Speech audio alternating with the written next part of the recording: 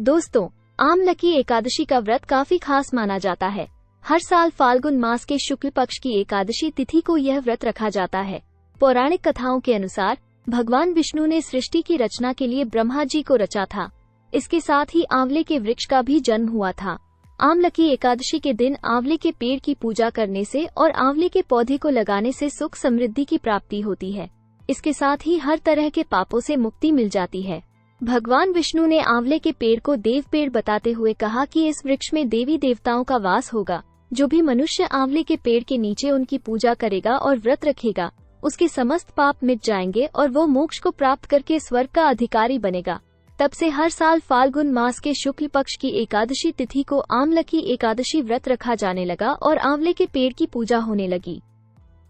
दोस्तों, आइए जानते हैं आमलकी एकादशी की व्रत कथा।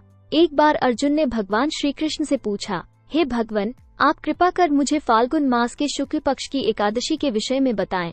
इस एकादशी का क्या नाम है तथा इसके व्रत का क्या विधान है? इसकी विधि क्या है? इसका व्रत करने से किस फल की प्राप्ति होती है? कृपा कर ये सब विधान पूर्वक कहिए। भगवान श्री कृष्ण ने कहा, हे कुंती नंदन, प्राचीन काल की बात है। महान राजा माधाता ने वशिष्ठ जी से पूछा, हे वशिष्ठ जी, यदि आप मुझ पर प्रसन्न हैं तो ऐसे व्रत का विधान बताने की कृपा करें जिससे मेरा कल्याण हो। महर्षि वशिष्ठ जी ने कहा, हे राजन, सब व्रतों से उत्तम और अंत में मोक्ष देने वाला आमलकी एकादशी का व्रत है। राजा माधाता ने कहा, हे ऋषि श्रेष्ठ, इस आमलकी एकादशी के व्रत की उत्पत्ति कैसे हुई? इस व्रत को करने का क्या विधान है? हे वेदों के ज्ञाता, कृपा कर ये सब वृतांत मुझे विस्तार पूर्वक बताएं। महर्षि वशिष्ठ ने कहा, हे राजन, यह व्रत फाल्गुन मास के शुक्ल पक्ष में होता है। इस व्रत से सभी पाप नष्ट हो जाते हैं। इस व्रत का पुण्य 1000 गोदान के फल के बराबर है। आंवले की महत्वता उसके गुणों के अतिरिक्त इस बात में भी है कि इसकी उत्पत्ति भगवान विष्णु के श्रीमुख से हुई है। अब मैं आपको एक पौराणिक कथा सुनाता हूँ, ध्यान पूर्वक श्रवण करो। प्राचीन समय में वैदिक नामक एक नगर था। उस नगर में चारों वर्ण के लोग प्रसन्नता पूर्वक रहते थे। नगर में सदैव वेद ध्वनि गूंजा करती थी। उस नगरी में कोई भी पापी, दुराचारी, नास्तिक आदि न था। उस नगर में चैत्ररथ नामक चंद्रवंशी राजा राज्य करता था। वह उच्च कोटि का विद्वान तथा धार्मिक प्रवृत्ति का व्यक्ति था। उसके राज्य में कोई भी गरीब नहीं था। उस राज्य के सभी लोग विष्णु भक्त थे। वहाँ के छोटे बड़े सभी निवासी प्रत्येक एकादशी का उपवास करते थे। एक बार फाल्गुन माह के शुक्ल पक्ष की आमलकी नामक एकादशी आई। उस दिन राजा और प्रत्येक प्रजाजन, वृद्ध से बालक तक ने आनंद पूर्वक उस एकादशी को उपवास किया। राजा अपनी प्रजा के साथ मंदिर में आकर कलश स्थापित करके तथा धूप, दीप, नैवेद्य, पंचरत्न, छत्र आदि से धात्री का पूजन करने लगा। वे सब धात्री की इस प्रकार स्तुति करने लगे, हे धात्री, आप ब्रह्म स्वरूपा हैं। आप ब्रह्मा जी द्वारा उत्पन्न हो और सभी पापों को नष्ट करने वाली हैं। आपको नमस्कार है। आप मेरा अर्घ्य स्वीकार करो। आप श्री रामचंद्र जी के द्वारा सम्मानित हैं। मैं आपसे प्रार्थना करता हूँ, मेरे सभी पापों का हरण करो। उस मंदिर में रात को सभी ने जागरण किया। तभी रात के समय उस जगह एक बहेलिया आया। वो महापापी तथा दुराचारी था। अपने कुटुंब का पालन वो जीव हिंसा करके करता था। वो भूख और प्यास से अत्यंत व्याकुल था। भोजन पाने की इच्छा से वो मंदिर के एक कोने में बैठ गया। उस जगह बैठकर वो भगवान विष्णु की कथा तथा एकादशी महात्म्य सुनने लगा। इस प्रकार उस बहेलिये ने सारी रात अन्य लोगों के साथ जागरण करके व्यतीत की। प्रातःकाल सभी लोग अपने अपने निवास पर चले गए। इसी प्रकार वह बहेलिया भी अपने घर चला गया। वहां जाकर उसने भोजन किया। कुछ समय बीतने के पश्चात उस बहेलिये की मृत्यु हो गई। उसने जीव हिंसा की थी, इस कारण वो घोर नरक का भागी था। परंतु उस दिन आमलकी एकादशी का व्रत तथा जागरण के प्रभाव से उसने राजा विदुरथ के यहाँ जन्म लिया। उसका नाम वसुर्थ रखा गया। बड़ा होने पर वह चतुरंगिनी सेना सहित धन धान्य से युक्त होकर 10 सहस्र ग्रामों का संचालन करने लगा। वह तेज में सूर्य के समान, कांति में चंद्रमा के समान, वीरता में भगवान विष्णु के समान तथा क्षमा में पृथ्वी के समान था। वह अत्यंत धार्मिक, सत्यवादी, कर्मवीर और विष्णु भक्त था। वह प्रजा का समान भाव से पालन करता था। दान देना उसका नित्य का कर्म था।